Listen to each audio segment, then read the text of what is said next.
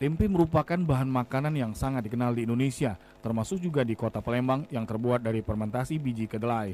Bila selama ini tempe dikenal dengan bentuk petak atau bulat, Andi, seorang pembuat tempe di Jalan Letnan Hadin Palembang, membuat tempe yang tak biasa.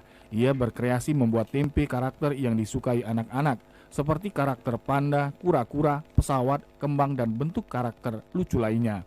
Menurut Andi, ia membuat tempe karakter tersebut menggunakan cetakan agar dan cetakan kue apem. Prosesnya kurang lebih sama dengan tempe biasa, hanya saja pengemasannya yang berbeda. Untuk 4 karakter tempe, ia jual secara online seharga Rp12.000. Tempe karakter yang kita buat adalah kita dengan meniru karakter-karakter yang ada yang disukai oleh anak-anak.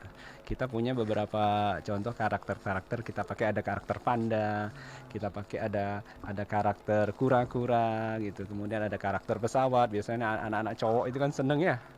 Ada karakter apa itu tadi? Oh, kembang. Kalau untuk cewek-cewek, anak-anak cewek mungkin mereka bisa yang selama ini kurang senang tempe diharapkan menjadi lebih senang dengan tempe.